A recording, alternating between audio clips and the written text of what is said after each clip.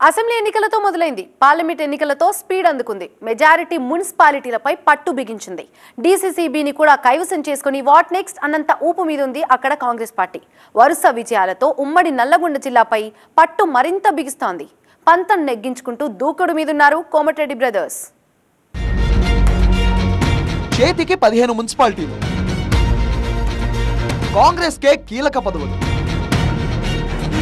Komatireddy brothers అక్కడ.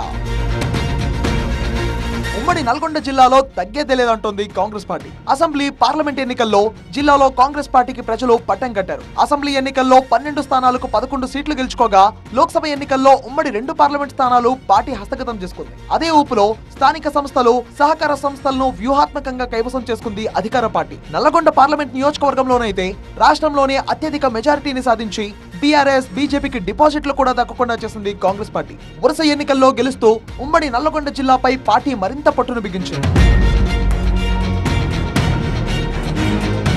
అధికారంలోకి రాగానే కీలకమైన మున్సిపాలిటీలను చేజెక్కించుకునేందుకు కాంగ్రెస్ పన్నిన వ్యూహం ఫలించింది. ఉమ్మడి జిల్లాలోని అన్ని నియోజకవర్గాల్లో కోమటిరెడ్డి బ్రదర్స్ కి అనుచర వర్గం ఉంది. అసెంబ్లీ ఎన్నికల నాటికి ఉమ్మడి జిల్లాలోని 19 మున్సిపాలిటీల్లో ఒకే ఒకటి కాంగ్రెస్ చేతిలో ఉంది. అసెంబ్లీ ఎన్నికల తర్వాత మున్సిపాలిటీల్లో అవిశ్వాస తీర్మానాలు, చైర్మన్లు కాంగ్రెస్ లో చేరడం వంటి పరిణామాలతో ప్రస్తుతం 15 మున్సిపాలిటీలు కాంగ్రెస్ పార్టీ ఖాతాలో పడ్డాయి. ప్రస్తుతం బీఆర్ఎస్ కి కేవలం సూర్యాపేట, చెండూరు, నకిరేకల్, ఆలేరు, బూధన్, పోచంపల్లి మున్సిపాలిటీలు మాత్రమే మిగిలాయి. మరో 7 నెలల పదవీ కాలం మున్సిపాలిటీల్లో 80% దక్కించుకుంది కాంగ్రెస్. వీటిలో కొన్నింటిని కోమటిరెడ్డి అనుచరులు దక్కించుకున్నారు.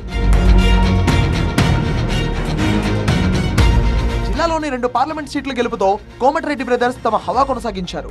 భువనగిరిలో కాంగ్రెస్ గెలుపు బాధ్యతను భుజాన వేసుకుని కాంగ్రెస్ అభ్యర్థి చావల కిరణ్ కుమార్ రెడ్డి విజయంలో కీలకంగా వ్యవహరించారు కోమటిరెడ్డి రాజగోపాల్ రెడ్డి. గ్రాడ్యుయేట్ ఎమ్మెల్సీ ఎన్నికల్లో కాంగ్రెస్ విజయంలోనూ కీలకంగా వ్యవహరించారు ఆయన. ఎంపీ, ఎమ్మెల్యే పదవుల తర్వాత అంతటి ప్రాధాన్యం ఉన్న ఉమ్మడి జిల్లా డీసీసీబీ అధ్యక్ష పదవి నుంచి బీఆర్ఎస్ నేతని దింపేసి కాంగ్రెస్ కైవసం చేసుకుంది. అసెంబ్లీ ఎన్నికలకు ముందు ఒకే ఒక్క డైరెక్టర్ ఉన్న కాంగ్రెస్ బలం అసెంబ్లీ ఎన్నికల తర్వాత 15కు పెరగడంతో ఇప్పుడు చైర్మన్ మహేందర్ రెడ్డిపై అవిశ్వాస తీర్మానం నెగ్గింది. ఎమ్మెల్యే కోమటిరెడ్డి రాజగోపాల్ రెడ్డి అనుచరుడు కుంభం శ్రీనివాసరెడ్డి డీసీసీబీ చైర్మన్ గా ఎన్నికయ్యారు.